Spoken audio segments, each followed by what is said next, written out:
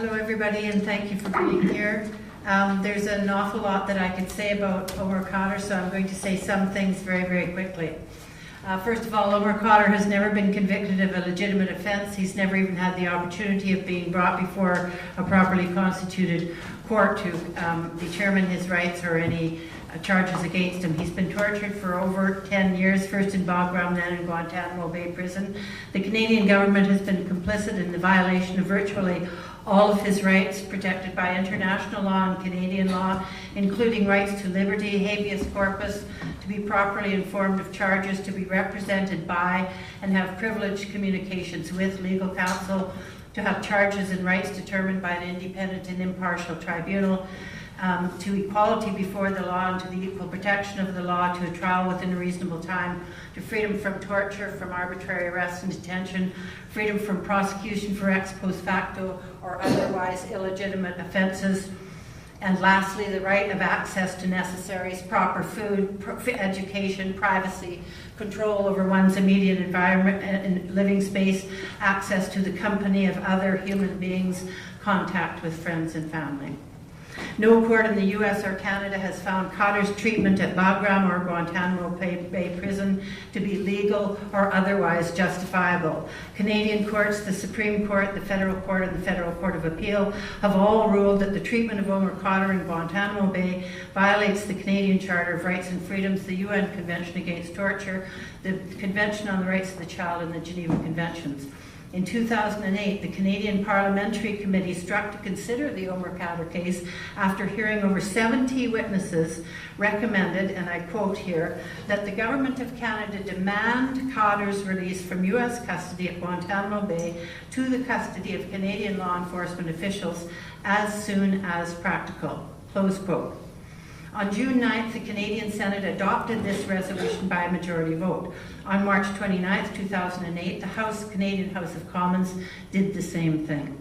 In 2009, the Federal Court and the Federal Court of Appeal ordered Prime Minister Stephen Harper, the Minister of Foreign Affairs, the commissioners of both the RCMP and CSIS to address these grave violations by promptly requesting Omar Khadr's release from US custody and his repatriation to Canada. The Harper executive again refused. In May 2012, the UN Committee Against Torture, in response to a report filed jointly by two organizations, Lawyers' Rights Watch Canada and the International Civil Liberties Monitoring Group, determined that Canada's treatment of Omar Khadr did violate Canada's obligations under the Convention Against Torture, and asked Canada, recommended to Canada, quote, to promptly approve Omar Khadr's transfer application and ensure that he receives appropriate redress for human rights violations that the Canadian Supreme Court has ruled he experienced, close quote.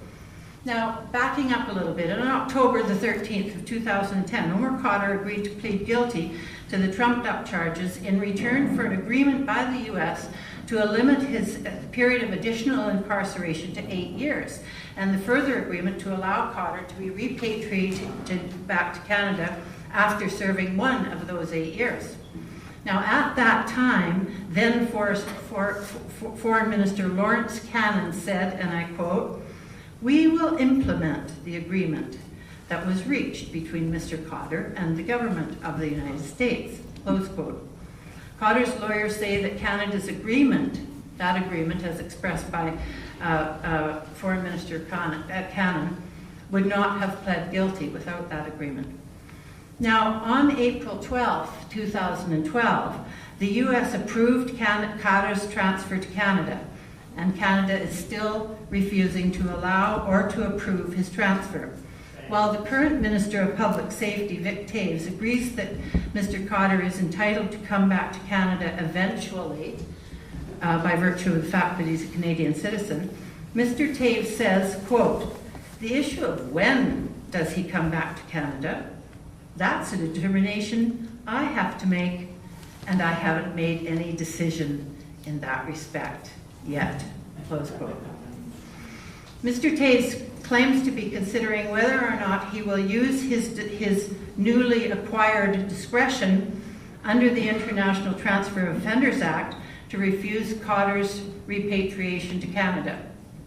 Now, if I could just give you some background information, Canada is a signatory to 13 bilateral treaties and 3 multilateral conventions on the transfer of offenders that have been convicted and sentenced overseas, and those agreements include the cooperation of over 60 nations.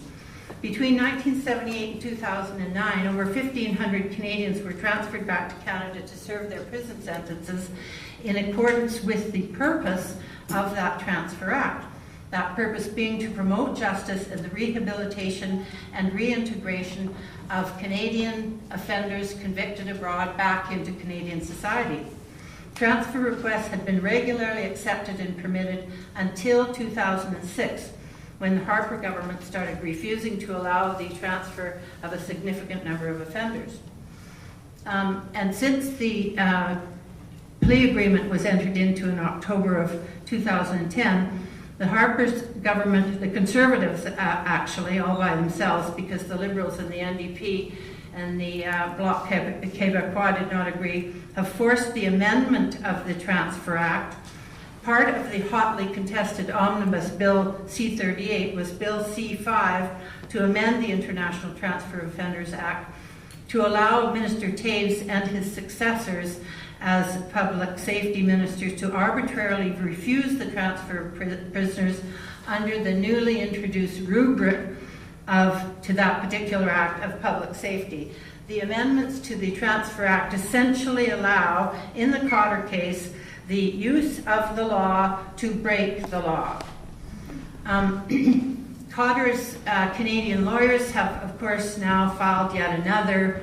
All the lawyers in Canada that have been acting Mr. Khadr all these years have all been acting free. So Khadr's been denied both by the Canadian government and the U.S. government his internationally protected right to legal aid when having a lawyer is absolutely necessary. In any event, they filed an application in federal court asking for an order compelling Minister Taves to approve Khadr's transfer to Canada. They're pleading to the court, says a number of shocking things that I hope shock us. They say the minister has breached the principles of natural justice and deprived the applicant of procedural fairness. The minister's delay in rendering the decision is, they say, an abuse of process. In April 2002, the CBC conducted an online poll. The CBC is one of those media outlets that continues, every time they mention Mr. Khadr, to refer to him as a person convicted of murder, as a convicted war criminal, which is wrong, of course. They know all that. Anyway, they ran an online poll in April of 2001 with the question, quote, should Omar Khadr be allowed to return to Canada? Keeping mum, of course, of all the court orders, the experts, the decisions of the whole government of Canada, the Parliament and the Senate. And a whopping 43% of the people answered the poll by saying no. And so I'm very happy to have you here tonight, because now it's up to me and up to you to ensure that Omar Khadr's return to Canada just as justice and decency allow. Please write to Minister Taves, write to your Member of Parliament, speak to your neighbours. On the table over there, there's a bunch of copies of articles and reports that have been prepared by Lawyers' Rights Watch and Lawyers Against the War over the years, and a sign-up sheet if you want copies of all or any of that material, or want to be involved in any new initiatives to try and have Mr. Khadr repatriated to Canada. Thank you very much.